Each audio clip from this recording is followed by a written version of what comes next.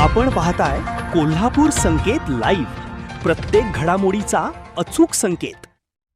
कोल्हापूर हादरलं. नवीन वाशी नाका परिसरात भर दिवसा गोळीबार, एक जखमी, शहरात खळबळ. कोल्हापूर शहरातील नवीन वाशी नाका परिसरात भर दिवसा गोळीबार झाल्याची प्राथमिक माहिती समोर आली असून या घटनेमुळे परिसरात मोठी खळबळ उडाली आहे. गोळीबारात एक व्यक्ती जखमी झाल्याचं समोर आलं असून त्याला तातडीनं उपचारासाठी खासगी रुग्णालयात दाखल करण्यात आल्याची माहिती मिळते आहे. प्राथमिक माहितीनुसार जखमी व्यक्तीचे नाव सूरज साखरे असल्याचं सांगितलं जाते.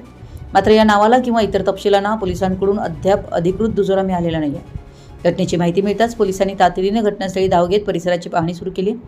गोळीबार नेमका कोणत्या कारणातून झाला, हल्लेखोर किती होते, ते घटनास्थळावरून कसे पसार झाले आणि या घटनेमागील नेमका हेतू काय होता याचा पोलिसांकडून सखोल तपास सुरू आहे. या घटनेनंतर नवीन वाशी नाका परिसरात काही काळ तणावाचं वातावरण निर्माण झालं होतं. पोलिसांनी परिसरातील सीसीटीव्ही फुटेज ताब्यात घेऊन त्याची तपासणी सुरू केली आहे.